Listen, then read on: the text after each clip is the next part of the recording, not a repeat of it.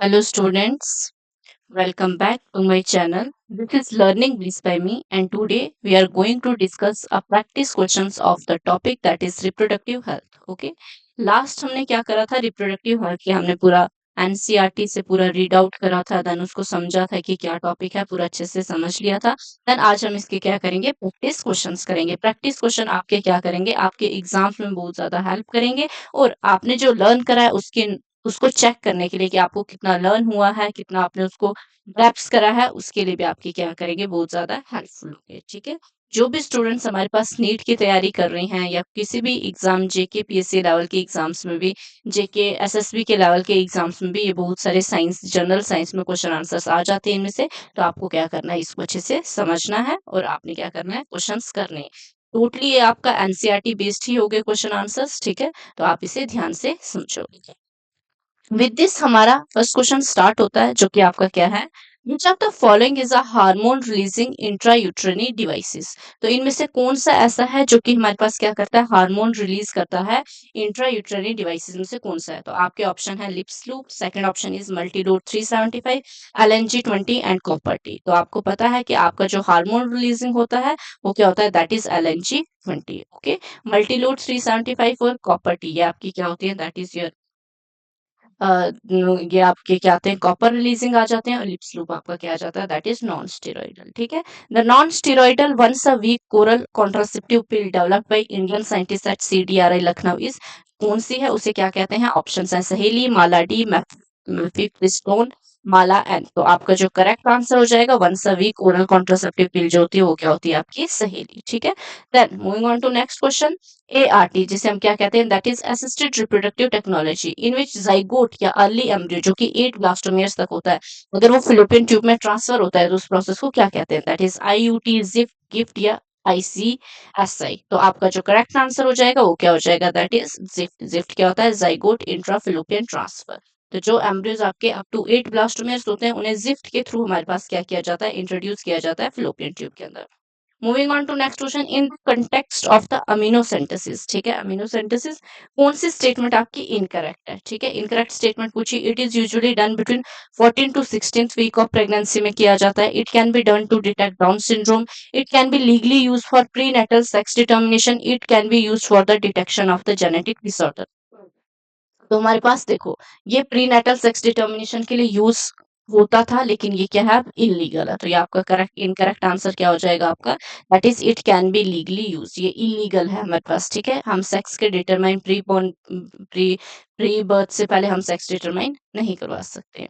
Family planning programme जो कि आपका क्या है that is RCH initiated in India in which year. तो किस ईयर में इनिशिएट हुआ था 1947, 1951, 1975, 1982। तो जो आपका करेक्ट आंसर हो जाएगा वो क्या हो जाएगा 1951। Okay, which of the following surgical method involves cutting and tying of vast difference in male।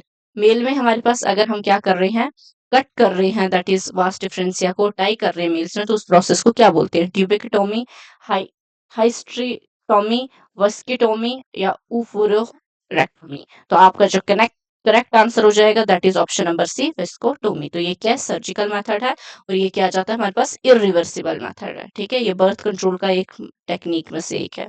Which of the following sexually transmitted disease is not completely curable. कौन सी ऐसी डिजीज है जो क्यूरेबल नहीं है। आपके ऑप्शन है gonorrhoea, syphilis, syphilis, genital herpes and chlamydia. आपके जो ऑप्शन आंसर हो जाएगा वो क्या हो जाएगा दैट इज जेनेटल हर्पिस, ठीक है।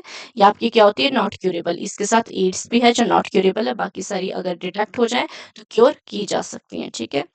Moving on to next question, the reproductive programme that is RCH stands for, क्या मीनिंग है इसका, इसके एब्रिविएशन क्या है that is reproductive and community health care, restoration and communal health care, reproductive and child health care, reproductive and congenital health care. जो आपके correct answer हो जाएगा वो क्या हो जाएगा option number see that is reproductive and child health care. Okay, moving on to next question, that is according to World Health Organization, reproductive health means a total well-being in the form of following aspects। किस किस aspect में reproductive health का मतलब है कि totally हमें सही रहना चाहिए। आपके ऑप्शंस हैं physical emotional behaviour, physical emotional behavioural social, physical emotional gestational social, physical emotional social. तो आपका जो करेक्ट आंसर हो जाएगा वो क्या हो जाएगा that is option number B, ठीक है।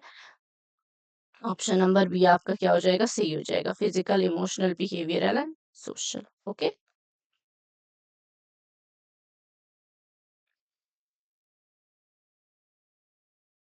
Moving on to next question.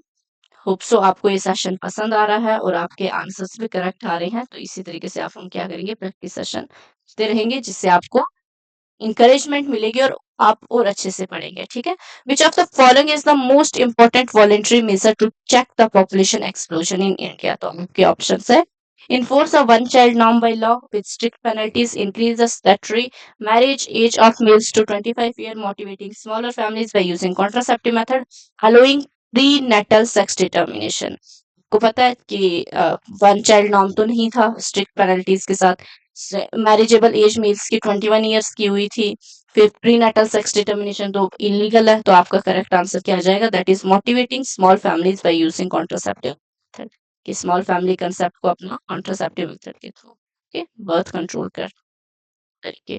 Then oral contraceptive pills जो होती हैं वो फीमेल्स यूज करती हैं प्राइमरी टू चेक और प्रिवेंट इम्प्लांटेशन, फर्टिलाइजेशन, ओव्यूलेशन या entry of sperm into the vagina. तो आप पिल्स जो यूज होती हैं वो किसके लिए यूज होती हैं, दैट इज ओव्यूलेशन। ठीक है, ओव्यूलेशन ही आपकी सही टाइम पे नहीं होगी तो हमारे पास फर्टिलाइजेशन, ओवम का स्पर्म के साथ मीट करने के चांसेस बहुत ज्यादा कम हो जाएंगे। ठीक है, प्रेगनेंसी होने के चांसेस भी कम हो जाएंगे।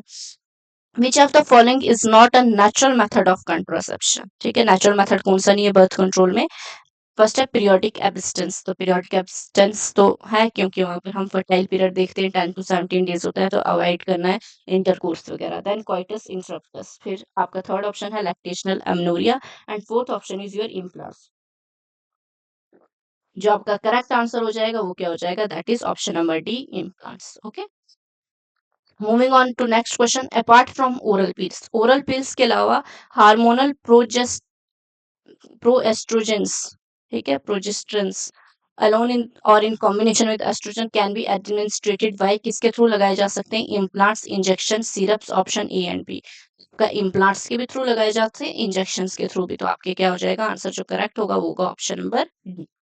Moving on to next question. Hope so आप सबको ये वीडियो सेशन पसंद आ रहा होगा। ठीक है, प्रैक्टिस क्वेश्चन आप अच्छे से लगा रहे होंगे और ये आपको बहुत ज्यादा हेल्प करने वाले हैं आपके एग्जाम्स में। तो आप जितने ज्यादा हो सके प्रैक्टिस क्वेश्चंस, उतने ज्यादा प्रैक्टिस क्वेश्चंस को अटेम्प्ट करो। Match the sexually transmitted disease with their causative agent. तो कौन से हमारे पास उनके कॉजेटिव एजेंट्स के साथ उनको मैच करो। First option is gonorrhoea, second is syphilis, genital warts and AIDS. तो गोनेरिया जो कॉज होता है वो क्या है, एक बैक्टीरियल डिजीज है, that is Neisseria gonorrhoeae. Syphilis हमारे पास किससे कॉज होता है, दैट इज ट्राइपोनोनिमा, ये भी आपकी बैक्टीरियल है।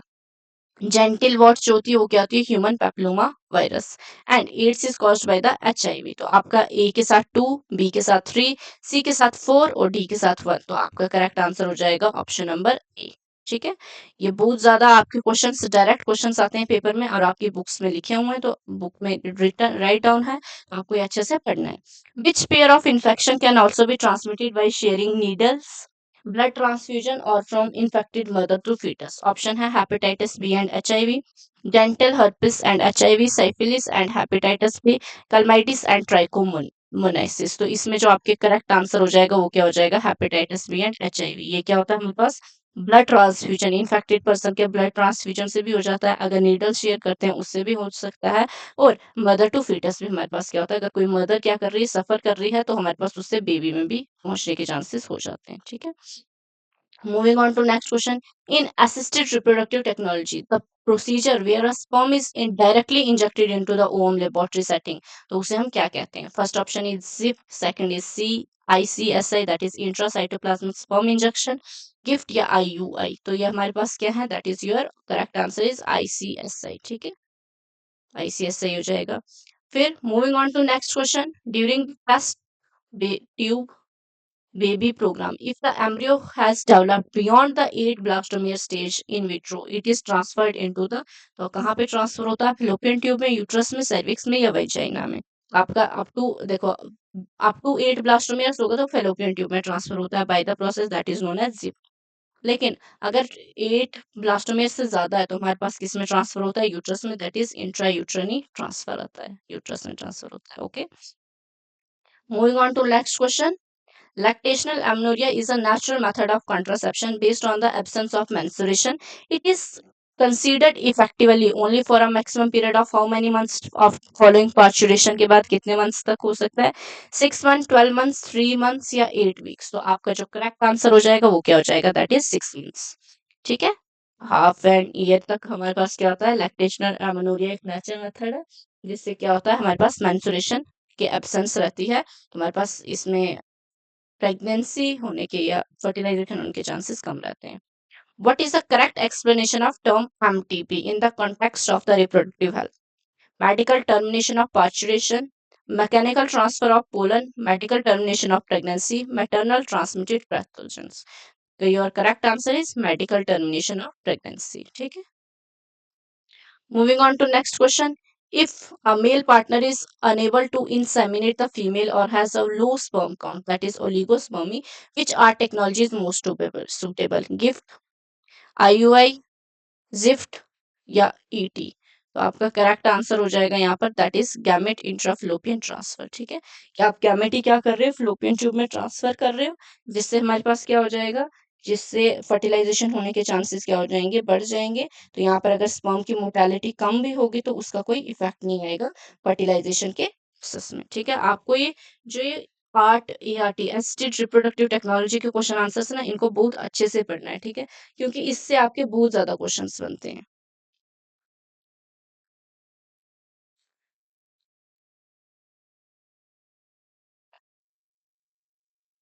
यहाँ पे आपका करेक्ट आंसर गिफ्ट नहीं है गिफ्ट में नहीं आता है ये का जो करेक्ट आंसर होगा वो होगा दैट इज IUI इसमें क्या किया जाता है इसमें तो मेल और फीमेल दोनों के ही हमारे पास गैमेट्स को ट्रांसफर किया जाता है फेलोपियन ट्यूब में आपका करेक्ट आंसर हो जाएगा IUI it is intra uterine devices sorry intra uterine devices specifically इसलिए ही डिजाइन किया गया है कि कहीं अगर स्पर्म काउंट कम होगा या मोर्टेलिटी कम होगी तो प्लेस किया जाएगा डायरेक्टली यूट्रस में जबकि आपका जो गिफ्ट होता है वो होता है आपका कि गैमेट ही ट्रांसफर किया जाएगा और जो IUI है primary less invasive clinical recommendation है स्पेसिफिक कंडीशन के लिए ठीक है अगर लो स्पर्म काउंट है तो इसी को यूज करते हैं ठीक है तो आपका करेक्ट आंसर IUI होगा ना कि दैट इज गिफ्ट नहीं होगा the primary process purpose of tubectomy as the contraceptive method is to prevent क्या प्रिवेंट करता है आपका दैट इज फर्स्ट ऑप्शन है ओव्यूलेशन सेकंड ऑप्शन है एग फॉर्मेशन थर्ड ऑप्शन है आपके पास फर्टिलाइजेशन एंड फोर्थ ऑप्शन है एम्ब्रियोनिक डेवलपमेंट तो आपका जो करेक्ट आंसर होगा वो क्या होगा दैट इज ट्यूबिक्टोमी किस लिए की गई है ताकि हमारे पास ओव्यूलेशन तो होगी एग फॉर्मेशन भी होगी एम्ब्रियोनिक डेवलपमेंट तो नहीं होगी लेकिन फर्टिलाइजेशन ही नहीं होगी ठीक है फर्टिलाइजेशन ही पॉसिबल नहीं है क्योंकि वहां पे कट लगा दिया जाएगा ओवम ट्रांसफर स्पर्म क्या करेगा एंटर ही नहीं कर पाएगा दैट इज ओवम से मीट ही नहीं कर पाएगा तो हमारे पास फर्टिलाइजेशन होने के चांसेस क्या हो जाएंगे कम नेक्स्ट क्वेश्चन है world population day is observed annually on which date तो किस डेट पे होता है ऑप्शन है जुलाई 11 फिर ऑप्शन है दैट इज अप्रैल 7 फिर आ जाएगा जून 5 फिर आ जाएगा 31st मई तो आपका करेक्ट आंसर क्या हो जाएगा दैट इज जुलाई 11 ठीक है 11 जुलाई को वर्ल्ड पॉपुलेशन डे कंसीडर किया जाता है आपको ये डायरेक्टली लर्न रखना है ठीक है which of the following medical procedure is not considered an ART तो आपके ऑप्शंस हैं IVF गिफ्ट MTP और ICSI तो आपको पता है IVF गिफ्ट और जो आपका ICSI है ये क्या आता है आर्ट के अंदर इंक्लूडेड है that is assisted reproductive technology के पार्ट है जो आपका इनकरेक्ट आंसर हो जाएगा वो क्या हो जाएगा MTP MT क्या होता है दैट MTP होता है that is medical termination of pregnancy तो इसका कोई लेना देना नहीं है आर्ट के साथ ठीक है फिर which of the following is a hormone releasing intrauterine device तो इसमें से कौन सा है जो हार्मोन रिलीज करता है आपके ऑप्शन है Multiload Multiload 375 प्रोजेस्ट straight Lippes loop और कॉपर टी तो आपका जो करेक्ट आंसर हो जाएगा वो आपकी स्क्रीन पर रहा दैट इज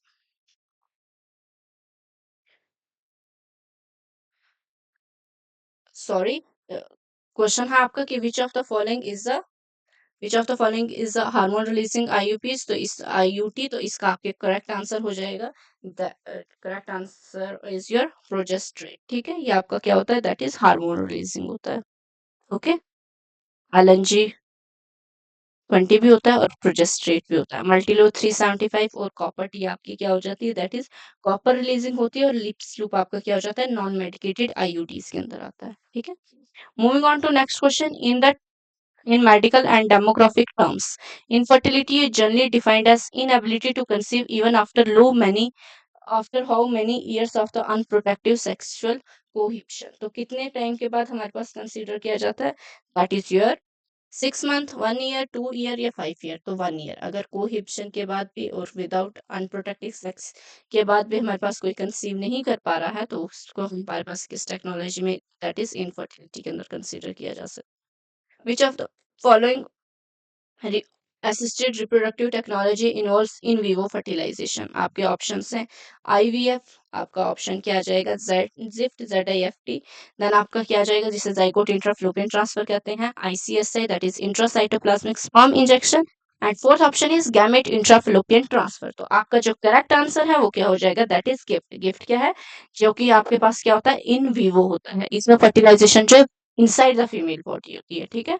इन विवो का क्या मतलब है? Inside the female body fertilisation होगी, इन विट्रो का मतलब होगा outside the female body fertilisation होगी। तो बस गैमेट का ट्रांसफर किया जाएगा और फर्टिलाइजेशन क्या होगी? इनसाइड द फीमेल बॉडी होगी।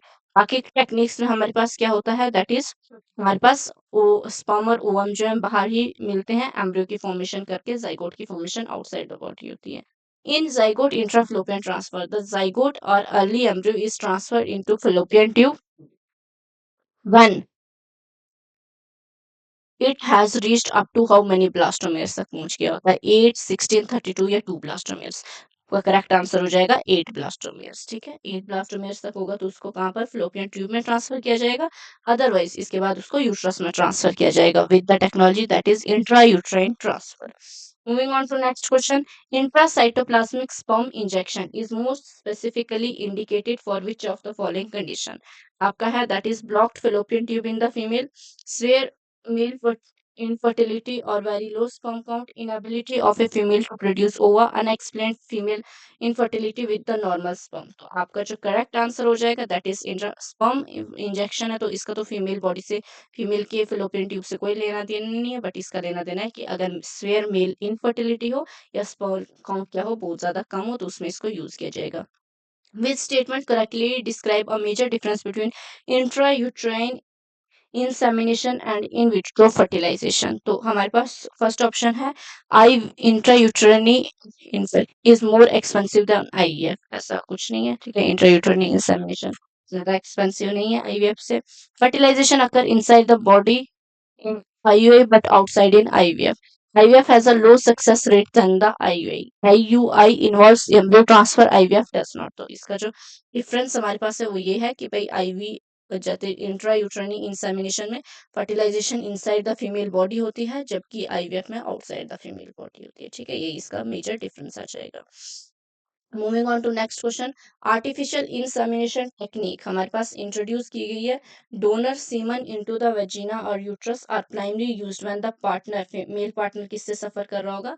आपके ऑप्शन आ जाएंगे azoospermia and low sperm count, फिर high sperm mortality but low count, blocked first differentia with normal count, hormonal imbalance in the females. तो आपका करेक्ट आंसर क्या हो जाएगा? दैट इज जो आपका आर्टिफिशियल इंसेमिनेशन है वो रिलेटेड है अगर हमारे पास क्या हो, एजोस्पर्मिया हो या तो स्पर्म का काउंट क्या हो, कम हो, उस टाइम पे यूज की जाती है। In the standard IVF cycle which is the purpose of the ovarian stimulation phase? तो क्या पर्पस होता है इसका? To ensure only one high quality egg is produce, to induce the ovaries to produce multiple eggs को produce कर सके, या to prevent the release of any egg to thicken the lining of the fallopian tube. Ovarian stimulation phase का क्या मतलब होता है? कि इंड्यूस किया जाए ओवरीज को कि वो मोर देन वन एग की क्या कर सके, प्रोड्यूस कर सके। तो आपके करेक्ट आंसर क्या हो जाएगा? That is to induce the ovaries to produce multiple. Moving on to next question, अभी तक हमने 31st क्वेश्चन कर दिए हैं। सारे अपना स्कोर काउंट करेंगे कि कितने उन्होंने क्वेश्चन आंसर्स करेक्ट करे हैं और कमेंट डाउन में अपना स्कोर राइट डाउन करेंगे, ठीक है। Following in vitro fertilization, if the embryo is transferred into the uterus after it has grown for 5 to 7 days, it is typically at which stage पर हमारे पास उनको ट्रांसफर किया जाएगा? आपके ऑप्शंस हैं जाइगोट, मोरूला, ब्लास्टोसिस या फीटस। तो मुझे बताओ 5 to 7 डेज में आपका क्या हो जाता है, जाइगोट तो फर्स्ट डे बन जाता है, मॉर्यूला भी क्या हो जाता है, सेकंड थर्ड डेट पे बन जाता है। उसके बाद आपका ब्लास्टोसिस्ट और फीटस, फीटस तो क्या होता है, फुली डेवलप्ड एम्ब्रियो को ही फीटस बोलते हैं। तो आपका करेक्ट आंसर क्या हो जाएगा, ब्लास्टोसिस्ट ही होता है, और इसी की इम्प्लांटेशन होती है 7th 5th 6th या 7th day of the pregnancy में, ठीक है। Moving on to next question, in the GIFT GIFT, gift gametes are transferred into the fallopian tube. Why is the fallopian tube choose rather than आपके uterus के अलावा fallopian tube को ही क्यों इसके लिए चूज किया गया कि वहीं पर ट्रांसफर होगा? आपके ऑप्शन है, because the uterus can not support unfertilised egg, because fertilisation normally occur in the fallopian tube, because the fallopian tube has higher success rate for the embryos, या because it is non surgical procedure. तो आपके जो correct answer हो जाएगा वो क्या हो जाएगा, दैट इज, क्योंकि जो आपका फिलोपियन ट्यूब होती है ना, बिकॉज फर्टिलाइजेशन नॉर्मली कहाँ होती है, फिलोपियन ट्यूब में, तो उसको वैसा ही इन्वायरमेंट प्रोवाइड किया जाता है कि जाइगोट को जो आपके गैमेट्स हैं उनको क्या किया जाए, वहीं पर ट्रांसफर किया जाए। Moving on to next question, which according to the assisted reproductive technology act 2021 in India, what is the maximum age to limit for a woman to receive ART service? तो that is assisted reproductive technology जो है हमारे पास, ये कब तक एक females को help कर सकती है कि वो क्या हो सके, बेबी को या कंसीव कर सके, या क्या कर सके, बेबी प्रेग्नेंट हो सके। तो आपके करेक्ट आंसर क्या हो जाएगा, दैट इज 50 ईयर्स, ठीक है, 50 ईयर्स तक है। What is the critical cell stage cut off that determine whether embryo is transfer by ZIFT और आईयूटी? तो आपका जो करेक्ट आंसर है वो क्या होना चाहिए, ऑप्शन है 4 ब्लास्टोमेयर्स, 8, 16 या 32 का जो डिफाइनिंग स्टेज होती है वो क्या होती है, critical stage, that is option number B, 8 blastomeres, ठीक है। टोटल एनर्जी के साथ सारा अपना पार्टिसिपेशन शो करते रहो, ठीक है। Ovarian hyperstimulation syndrome is potentially serious complication of ART, which hormone is primary trigger that most often leads to onset of OHSS? आपके ऑप्शंस हैं, that is estrogen, progesterone, HCG और thyroxine.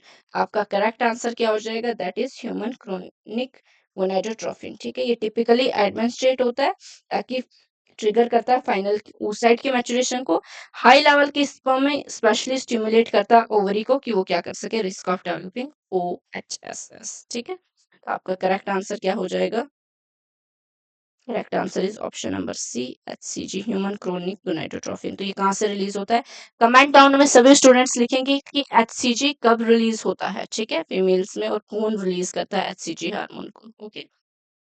Moving on to next question, under the ART regulation Act 2021, an oocyte donor is permitted to donate her eggs how many times in their lifetime? तो अपनी life time में वो कितनी बार egg को release कर सकते हैं? आपके ऑप्शंस आपकी स्क्रीन पर दिए हुए हैं, that is only once to 3 times कर सकते हैं, once every year, as many times they wish.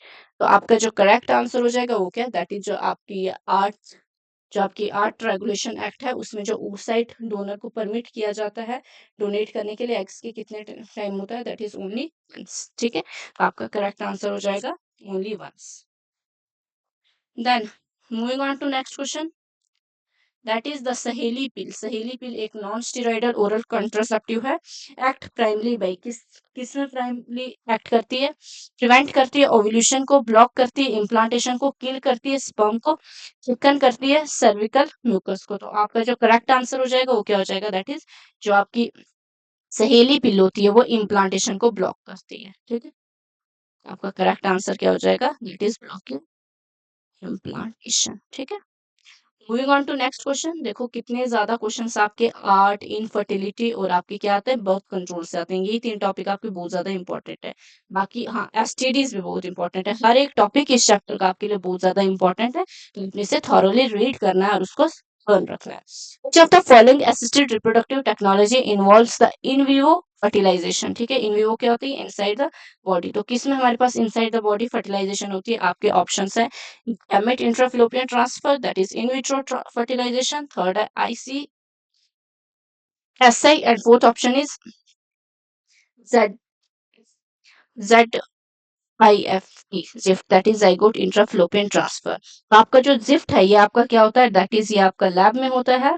इसमें भी आपका क्या होता है, सिंगल स्पर्म गिफ्ट जो है आपका, गिफ्ट क्या होता है, इसमें एग और स्पर्म ट्रांसफर होते हैं फिलोपियम ट्यूब के, जबकि फर्टिलाइजेशन वुमेन बॉडी के अंदर ही होती है। तो आपका जो करेक्ट आंसर वो क्या हो जाएगा, वो क्या हो जाएगा, गिफ्ट। ठीक है, गैमेट इंट्राफिलोपियन ट्रांसफर।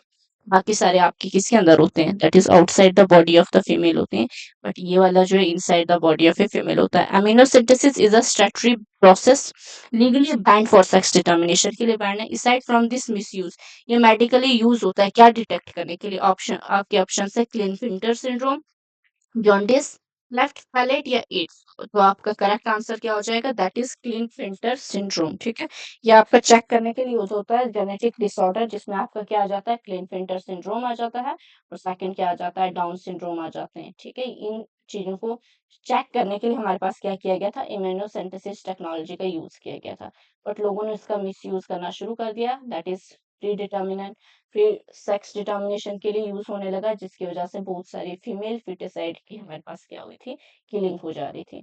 इमरजेंसी कॉन्ट्रासेप्टिव हमारे पास क्या होते हैं, हाईली इफेक्टिव होते हैं अगर यूज किए जाए 72 hours of unprotected coitus. This generally includes, इसमें क्या क्या होता है इमरजेंसी कॉन्ट्रासेप्टिव में, दैट इज प्रो एस्ट्रोजन्स और प्रोजेस्ट्रॉन्स एस्ट्रोजन कॉम्बिनेशन होते हैं, कॉपर टी आईयूडीज इंसर्शन होते हैं, बोथ ए एंड बी आएगा, या आपके क्या आ जाएगा आपका, that is both A and B are correct या नन ऑफ द अबव। तो जो आपका जो कॉन्ट्रासेप्टिव 24 आवर इमरजेंसी कॉन्ट्रासेप्टिव होता है, उसमें जो कॉम्बिनेशन होता है दवाइयों का, वो आपका क्या होता है, that is both A and B. Copper IUDs insertions भी हो सकती हैं, और साथ में आपका क्या हो जाता है, प्रोएस्ट्रोजन एस्ट्रोजेंस भी हो सकते हैं। दोनों आपके क्या करते हैं, इम्प्लांटेशन को ब्लॉक करते हैं, फर्टिलाइजेशन प्रेगनेंसी कंटिन्यू होने से प्रिवेंट करते हैं। Which government initiative was introduced in India to focus on population stabilization and family planning? आपके ऑप्शन है जननी सुरक्षा योजना, फैमिली प्लानिंग प्रोग्राम, पोषण अभियान, बेटी बचाओ बेटी पढ़ाओ। तो आपका जो करेक्ट आंसर हो जाएगा वो क्या हो जाएगा, that is option number B, family planning programme 1951 में जो हुआ था, ये हमारे पास क्या था, इनिशिएटिव था जो कि चेक करेगा पॉपुलेशन स्टेबलाइजेशन को। Moving on to next question, which of the following is considered an irreversible termination method of birth control in human beings. आपके ऑप्शन आ जाएंगे tubectomy, irreversible, vasectomy, lactational amenorrhoea, copper T insertion. तो यहाँ पर क्या बोला है, मेल्स में, तो मेल्स में जो आपका प्रोसेस होगा वो क्या होता है, दैट नेम्ड एज विस्को। ठीक है, ये इरिवर्सिबल होता है। The social evil of female foeticide is legally checked in India by the statutory brain of which of the following medical process. तो किसके बैन की वजह से हमारे पास किया गया, दैट इज लेप्रोस्कोपी, अमीनोसेंटेसिस, अल्ट्रासोनोग्राफी और हिस्टेरेक्टोमी। तो आपका जो करेक्ट आंसर हो जाएगा वो क्या हो जाएगा, दैट इज अमीनोसेंटेसिस। ठीक है,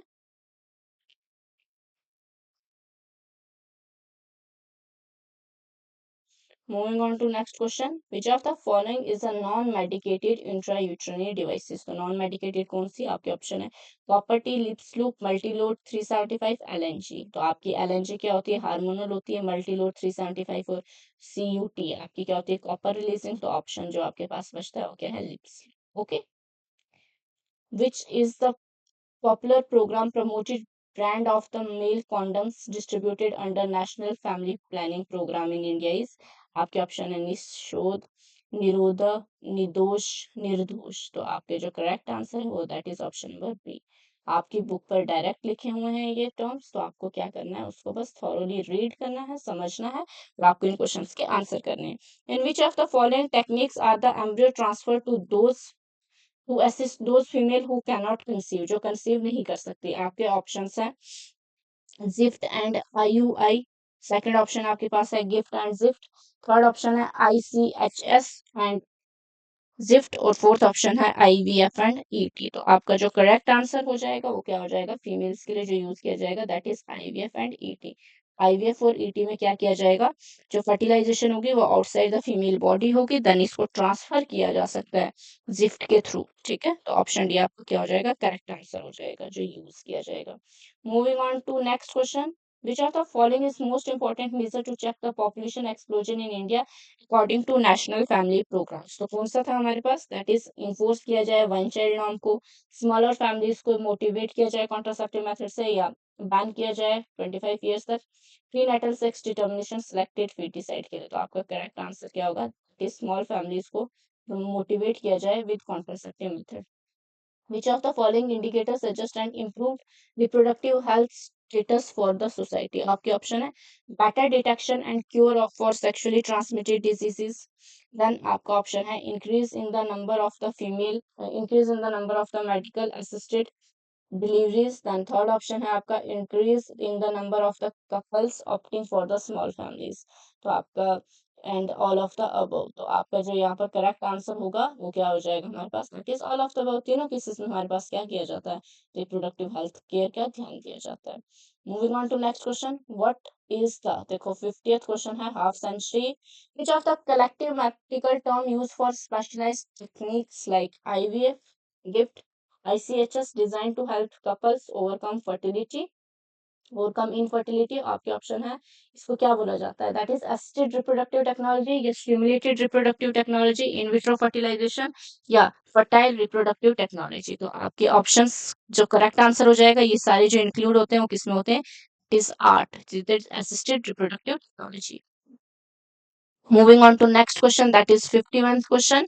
Infertility in the couple can be attributed to which of the following factor? किस फैक्टर से देखी जाएगी, आपके ऑप्शन है फिजिकल और साइकोलॉजिकल फैक्टर, कोजेंटल और इम्यूनोलॉजिकल फैक्टर, ड्रग्स और स्पेसिफिक डिजीजेस या ऑल ऑफ द अबव। तो इन सारे फैक्टर्स हो सकते हैं हमारे पास, ठीक है, इनफर्टिलिटी के लिए। विच of the specific medical term use for the surgical removal of testis, testis की सर्जिकल रिमूवल के लिए जो टर्म यूज होती है उसे क्या बोलते हैं, वेस्कोटोमी, ओवरिक्टोमी, कैस्ट्रेशन या स्टरलिटी। तो जो सर्जिकल रिमूवल ऑफ टेस्टिस के लिए टर्म यूज होती है उसे बोलते हैं कैस्ट्रेशन, ठीक है।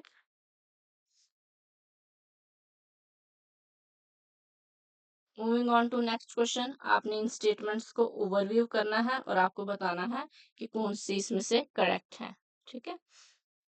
आपके ऑप्शन है most STDs are curable if detected early except AIDS, ठीक है। Then common early symptoms include minor itching, discharge and swelling, okay, ये तो ठीक है। Prevalence is high in the 15 to 24 age group, ठीक है। Gonorrhoea and syphilis are the bacterial infections, ठीक है। तो आपके जो करेक्ट आंसर हो जाएगा वो क्या हो जाएंगे, सारे डिजीजेस, ठीक है। ऑल स्टेटमेंट्स आर करेक्ट क्योंकि सारी की सारी स्टेटमेंट्स के वही है। Then moving on to next question, that is 54th question. Why should the introduction of sex education in India school be encouraged? किस लिए encourage की जानी चाहिए? To discourage misconception about sex related aspect, ठीक है, जो भी myths वगैरह हैं उनको discourage किया जाए। To help adolescent lead a reproductive health life, तो हमारे पास adolescents को क्या किया जाए, adolescents एज में जो भी बच्चे हैं puberty एज में उनको लीड किया जाए एक रिप्रोडक्टिव हेल्थ स्टाइल के लिए, हेल्दी लाइफ के लिए। तो आपके ऑप्शन आ जाएगा कि only statement 1 is correct, only statement 2 is correct, both statements 1 and 2 are correct, both statements are incorrect. तो आपके जो करेक्ट आंसर हो जाएगा क्या हो जाएगा, both statement 1 and 2 are correct, ठीक है। विद दिस हमारा लेक्चर यहीं पर मैं एंड करती हूँ। ये आपका क्या था, प्रैक्टिस सेशन था। होप सो आप सबको ये प्रैक्टिस सेशन बहुत ज्यादा हेल्प करेगा आपके एग्जाम्स में, स्टडीज में, तो ठीक है। विद दिस मैं अपना लेक्चर यहीं पर एंड करती हूँ। Thank you so much for watching. Don't forget to comment, like and subscribe. Okay, bye bye, take care.